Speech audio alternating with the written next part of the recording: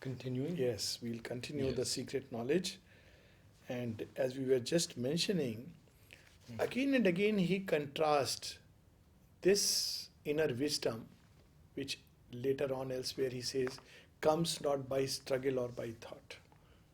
It comes when the heart is quiet. In the hushed heart hears the unuttered word. It acts when the mind is silent. In the mind, silence the transcendent acts.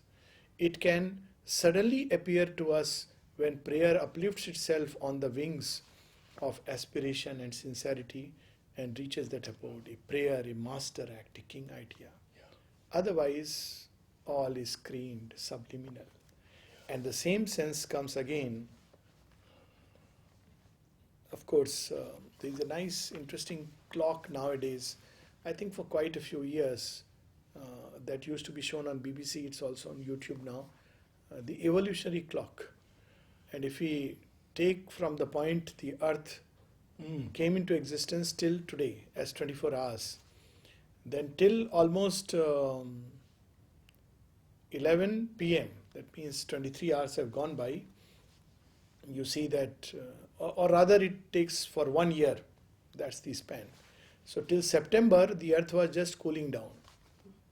And then there is, the dinosaurs which come. And finally, man is born at midnight of 31st December. Just I think 7 or 8 minutes are left. So if you take 1 year from that point till now, but we think we are great because we are at the peak of evolution now. But that peak is nothing compared to the peaks that are beyond. And that is the sense here.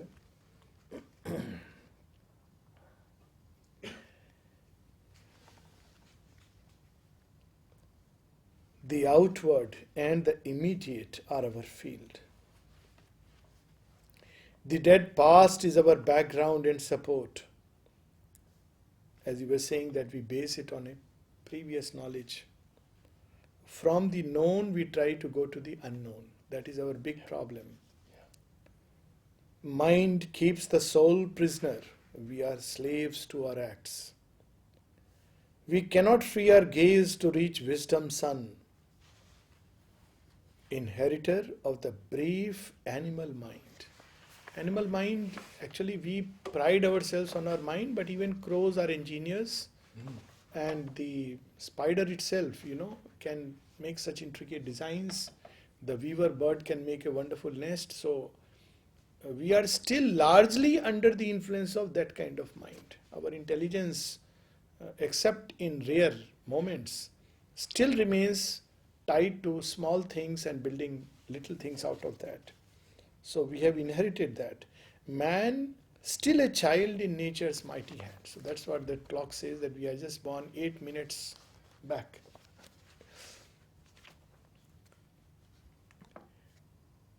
In the succession of the moments lives. To a changing present is his narrow right. Even the present slips before we can catch it. So it's a changing present. And still, that's all that we have a right to. His memory stares back at a phantom past. The future flees before him as he moves. He sees imagined garments, not a face. Armed with a limited, precarious strength, he saves his fruits of work from adverse chance. And in this he is not wiser than the ant. So he somehow that, he keeps piling up a future, not knowing what future has in store for him, not knowing what may happen the next moment. There is a very interesting story about a man here. He was drawn to make money out of shares. So mother has spoken that, it's a dicey thing, it's something which creates holes, etc. Anyways, he went into that. And then it grew on him. Money starts possessing, and he had started with a small amount, and he thought initially, okay, I will offer it to mother. But as it grew, he became more and more greedy. A time came when he lost his head. That's how I came to know this whole story. So, he didn't know that he has already certain amount of money in the shares. When he was in nursing home, he was one day given idli, and he said, I cannot afford it because I think it will cost at least 10 rupees. Whereas nursing home, it's obviously free. But he died in the consciousness of a pauper. Guess how much money he had in his holdings? 1 crore 25 lakhs. All that, one day, one day, one day, one day. And how nature can teach us. So here it is. That's why they say that while you still have things, energy, put it at the service of the Lord. Don't wait for a post-retirement plan that one day I will do this. So here it is. He, armed with a limited precarious strength, he saves his fruits of work from adverse chance. A struggling ignorance is his wisdom's mate. So he uses all projections, studies the market, studies the things and everything, and this is how it is going to be. He plans everything, and when the planning is perfect, one little slip and everything is gone. That's it. So it's a struggling ignorance. He waits to see the consequence of his acts. He waits to weigh the certitude of his thoughts. So many people keep on, this reads good, let me see, is it worth pursuing or not? After 20 years, they are still weighing it. Aurobindo sounds nice, but should I walk, not walk? After another 20 years, still they are weighing. And you remain on the shore. That's why Mother says, take a leap of faith. Plunge yourself. What may happen? You may hit a stone, fair enough. Try doing something worthwhile. That is so much needed in the yoga, this capacity to take a plunge. But man waits to weigh the certitude of his thoughts. Should I, shouldn't I, to be or not to be? He knows not what he shall achieve or when. He knows not whether at last he shall survive or end like the mastodon and the sloth and perish from the earth where he was king. So mastodon, we know that elephant, and the sloth, that creature, have disappeared. Dinosaurs have disappeared. There was a time when they were rampaging on the whole earth, and it took just precisely a few seconds and they were all gone in a moment. I was watching that documentary on how the dinosaurs disappeared. It's amazing. Just few seconds, as the scientists say, that meteor coming and hitting the earth, gone, flushed out. And the beauty was, at that point, because the impact was so great that much life on earth went away.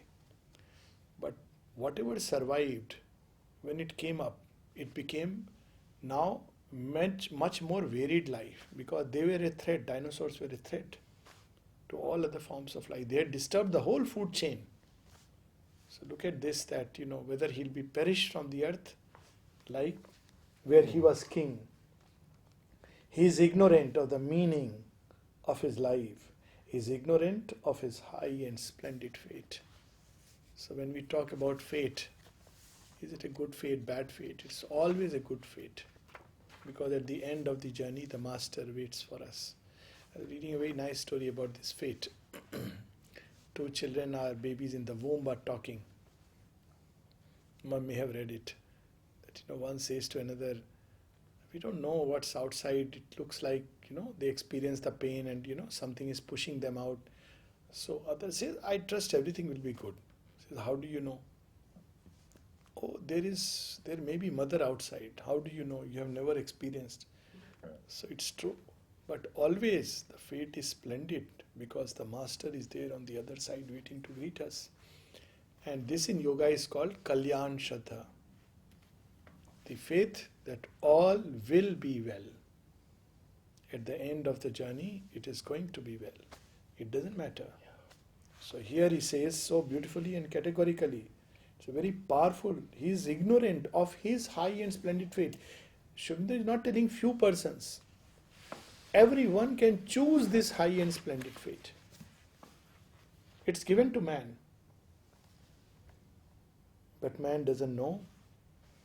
And then he describes, reveals a great truth about the gods who reside on the higher planes and who are aware, watching man climb tier by tier, layer by layer.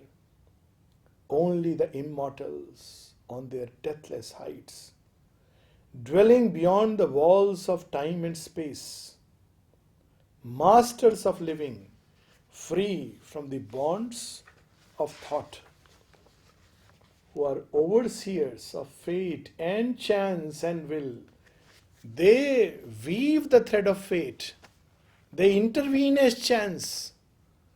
They create sudden unexpected twists and turns in our life. And we don't know why me. Why me? Because the gods have picked you up. It's so beautiful. And experts of the theorem of world need. What do we really need? Theorem. A faith that craves not defeat. The sweetness of a love that knows not death. The theorem of world need. We have our own theorem of world need. That, man needs roti, kapda, makan. He needs food to eat and a shelter. This is not what man needs. He will never be happy. That experiment people have tried and it doesn't make happy. The true joy comes through something else. Can see the idea, the might that change time's course. Come maned with light from undiscovered worlds. Here, while the world toils on with its deep, blind heart, the galloping hooves of the unforeseen event. They, time to time, these immortals, these gods, descend upon earth. They come near earth. They hear and they reveal, because this is their work. While man does not heed, he just walks by. And then that line. And bearing the galloping hoofs of the unforeseen event, bearing the superhuman rider near, and impassive to earth's din and startled cry, return to the silence of the hills of God. Impassive to the earth's din and cry. Aurobindo, sitting in his room in Pondicherry, and all around was, this movement, that revolution, this war, what not was going around. Impassive to the din and cry. His eyes were focused on the far off supramental goal. He knew that all this will not eventually solve the real problem of man. It will not fulfill his real need. And so he gave himself to bringing that near for which earth and humanity craves. But doesn't even know that it needs that. Many in fact have said that the superhuman rider Kalki Is Kalki. That is the sense that came to me also. Sri Aurobindo. Yes, that Kalki is the last avatar according to the Indian thought. And he is imaged as riding on a blue horse, carrying a sword in his hand, and destroying what is termed as mlechas. Mlechas is basically beings of darkness. It's not a racial term which later on, many interpreted, which was a misinterpretation. So it destroys the beings of darkness by the sword of knowledge. Aurobindo did that. The sword of knowledge is the Arya. And of course, the blue horse, his own light, his own tapasya, his own power. Through tapasya, he brings that sword of knowledge which destroys darkness. So he is, of course, Kalki. And when Aurobindo was asked, he said, well, the details of the horse, etc., are symbolic and incidental. And the mother has put a final seal upon it when she said, I always knew that Aurobindo is the last avatar. Yes. And then she says, the last avatar in a human body. So the Kalki brings down the heaven upon earth. The work that Sri Krishna and Christ attempted in their own way. So he brings down that final kingdom, establishes that kingdom upon earth, which is the goal of religions, which is also the secret aspiration of the secular movements, which also science wants, terrestrial perfection. Yes. So that is the work of the Kalki. So superhuman rider, quite true that, it's about the avatar and the gods who accompany him. And the last avatar. And the last avatar. Beyond the that Kalki. will be Yes. Satchidananda. Yes. As lightning leaps. Again, a poem of Aurobindo. A strong son of lightning came down, armed with the flame. Wonderful it is. As lightning leaps, as thunder sweeps, they pass and leave their mark on the trampled breast of life. This mark is never erased. Thousands of years pass by, skeptics, sands of time will cover the physical places, and people will doubt whether something like that existed or not. But those who are inwardly open can still hear Christ's summon and the flute of Krishna. Aurobindo has just begun. So it leaves the stamp. That stamp earth cannot erase. It's the signature of the Lord.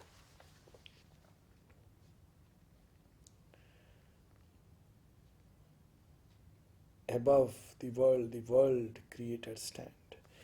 This we'll read subsequently, because at another place, even more powerfully in the secret knowledge, few pages down, he speaks about these world creators and how they act.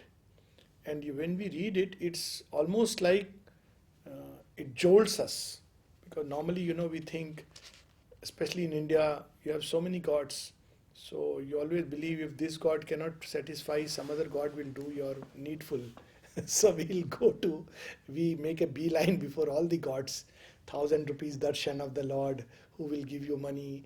Another 500 rupees who will give you a nice wife or husband. Another one for child. So there are plenty of gods in each one.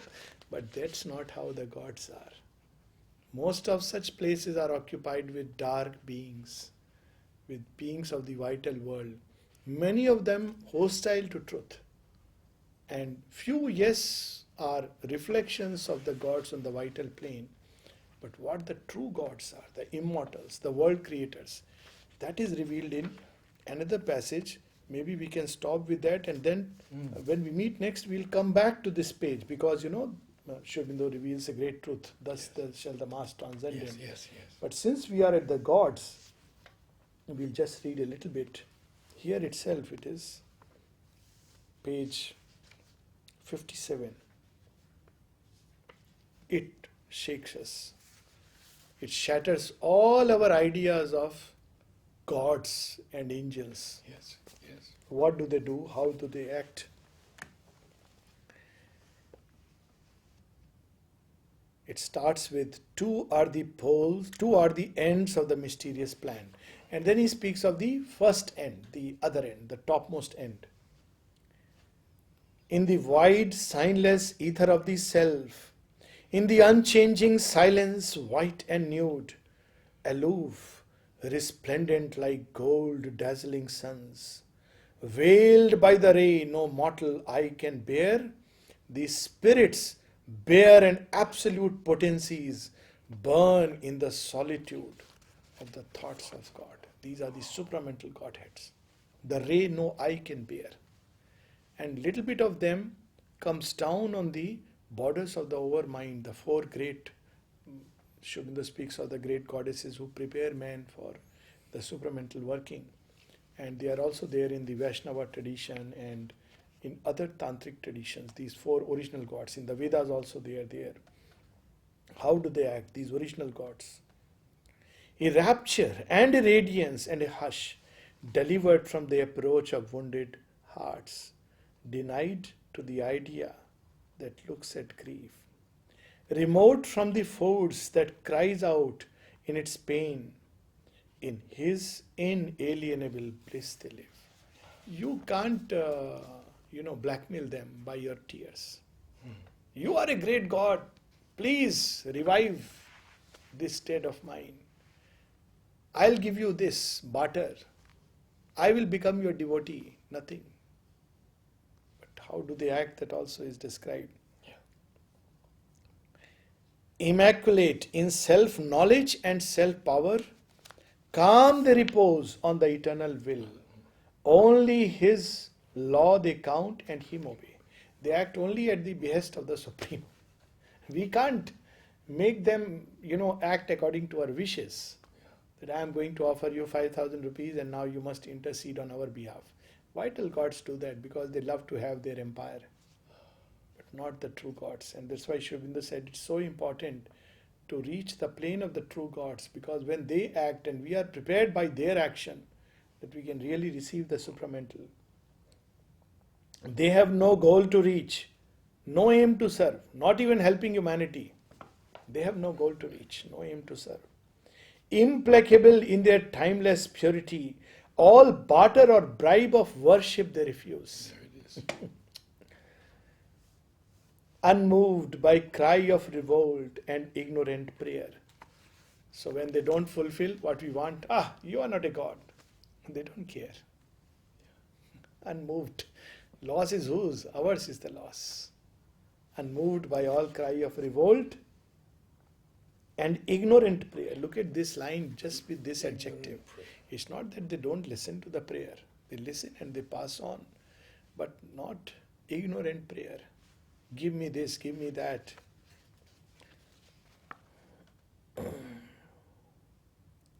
They reckon not our virtue and our sin. They don't even act based on this. So he's a saintly person. Let's do good to him. He's a sinner, I condemn him. No. They have their station in that inviolable source of light and might. They bend not to the voices that implore. They hold no traffic with error and its reign. They are guardians of the silence of the truth. They are keepers of the immutable decree. A deep surrender is their source of might, a still identity, their way to know. So that's how they are completely immersed in the Supreme. And as they get the command, they act. And look at these last two lines on this page. They look on our struggle with impartial eyes. And yet, without them, cosmos could not be. And a deep surrender Yes. is to their the Supreme. source Yes. of might. That's it. They are connected to the Supreme all the time. And surrender is the key. Key. That, of course. Of It this is the yoga. key of this yoga. It's impossible to take a step in this yoga without surrender.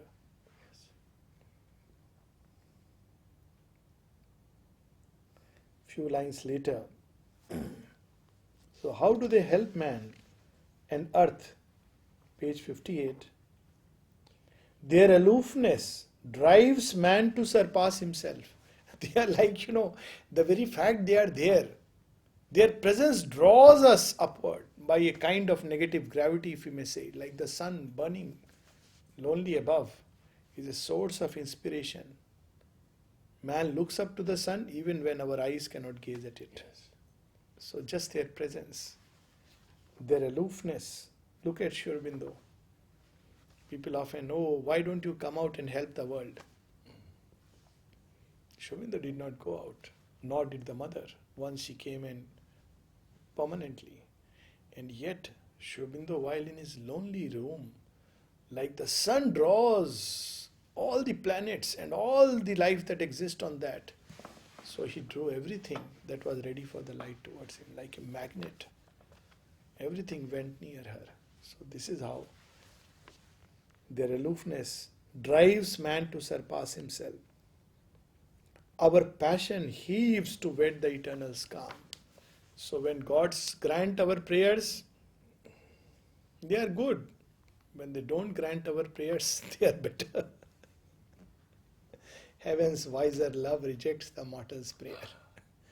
Why? Because then we look for eventually that calm, our passion. Our dwarf search mind to meet the omniscient's light. Only when we are shown that whatever we knew is not knowledge, but scraps of information. When it is broken aside, when it doesn't help us, then we are ready for true knowledge with utter humility and surrender. So that's how they help.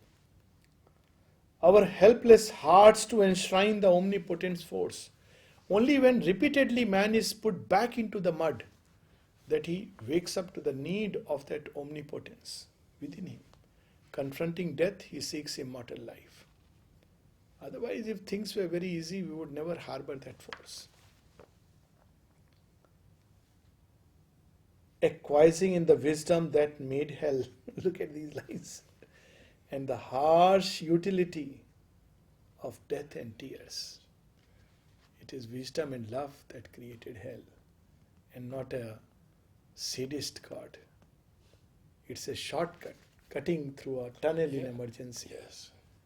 Acquiescing in the wisdom that made hell and the harsh utility of death and tears. So they don't rush to cut the cocoon of the caterpillar. In fact, they stop the hands that are going to relieve. And you feel helpless. That line has always intrigued me. None can enter heaven who has not passed through hell. How else we'll become ready and purged of all darkness? Hell removes that. Aurobindo says in one of his aphorism, 2-3 aphorism. One is, O misfortune, blessed art thou, for thou hast made me see the face of the eternal. There is another where he says, grace is not only that, when I survive in a boat capsize, when all the rest are drowned, grace is also that snatches away the last straw from my hands, and I drown while all the rest are saved. So you see, it turns all our ego-driven conceptions, they are dashed against the rocks. Because without that we cannot enter that utter vastness. Acquiescing in the gradual steps of time. So they know these steps. They know that, it cannot be, you can't leap across. So if we try to leap, they push us back. And we say, oh, we fell. We didn't fall. We were pushed back. It's like the story of Trishanku. So by the power of Vishwamitra's tapasya, he is made to ascend to heaven. And as he goes, the guardians of the heaven push him down. You are not ready. So again he comes, Vishwamitra goes very furious. So 3 times he does it, 3 times he is pushed down. So eventually he creates a parallel heaven for him, which is a different thing altogether. Aurobindo refers to this parallel heavens which are created by man's own mind, such states of consciousness, which is fine, that is available to man. But you cannot ascend to the real home of truth without being ready. So there are steps of the ascent.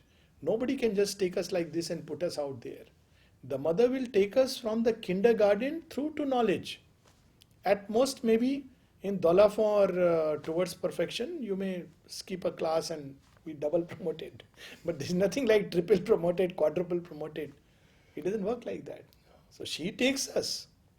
But to imagine that just because she is with us and she is omniscient, omnipotent, so tomorrow we should get transformed by a magic wand, no. So acquiescing in the gradual steps of time, careless the seam of the grief that stings the world's heart, careless of the pain that rends its body and life, above joy and sorrow is that grandiose walk. They have no portion in the good that dies. Mute, pure, they share not in the evil done, else might their truth be marred and could not save. And then these last 3 lines with which we can stop. Alive to the truth that dwells in God's extremes. Now you see how powerful this one line is. What are the God's extremes? The dark and the bright pole. The gods who dwell in the luminosity above and the titans who dwell below. The heavens and the hell. There is a truth in both. And the soul must have both experience. It must experience hell. Taste the bitter cup so that the diabetes, the spiritual diabetes he has because of the too much sweetness is measured by the strength. Otherwise, it will be just too bad. So sweetness and strength, as Sri Aurobindo says in the synthesis, both are necessary. Saumya and the Raudra. So those domains develop the sweetness and these develop strength. The titans come to challenge us. So alive to the truth that dwells in God's extreme. These are also teachers. They are sent to make us grow in strength. And they are also teachers. They are meant to make us grow in sweetness. They are not opponents. The slow outcome, alive to the truth that dwells in God's extremes, awake to a motion of all-seeing force. Everything it knows, everything it sees, our most random steps, our falls, our rise, everything it sees. All-seeing force, the slow outcome of the long, ambiguous years. For years and decades we know not whether we are in or we are out. Amrita for so many years was so close to Sri Aurobindo. And when mother is coming, suddenly some of those time guardians, they tell him, you are not to come, only inmates are allowed. He says, what? I am not an inmate? Just because I don't sleep in the house, I am not an inmate? He gets very hurt. And the same story continues till date. Despite Sri Aurobindo clarifying so often, many of my disciples are living outside the ashram. This is Sri Aurobindo's words. But still, no. This is the place for disciples. All others are someone else. And many who are closest to Mother are far from her. Far from her. So here it is. Awake to a motion of all-seeing force, the slow outcome of the long, ambiguous. So this is the ambiguous years where we know not. And the unexpected good from woeful deeds. Sri Aurobindo writes in letter to Mrilani, his wife, very often in this world, God brings good out of evil. Krishna comes because of Kansa and Rama because of Ravana. The curse, in Ramayana the story is that Kekai reminds Dashrath of a boon that he had given her in the Devasur fight. And the boon was that I will, one day you ask 3 wishes. So she says, no, not now, but you are a gentleman, I'll ask it when I need it. So when Rama is being coronated the king and her son is not, because he had 3 wives. So then at the council of some lady who worked in the palace close to her, he said, now is the time I need your boons. So he says, okay, what are the boons? Fine, I have granted. I am the king, I am ready. She says, first is that Rama will not be the king. That's heavy on his heart. But still it's okay. The second is make my son the king. And the third is, because she wants to make sure that all doors are closed, banish him to the forest for 14 long years. Now, it looks like evil. Many people regard her as evil, woeful deeds. But because Rama was banished, Ravana was decimated. He wouldn't have dared to come to Ayodhya and pick up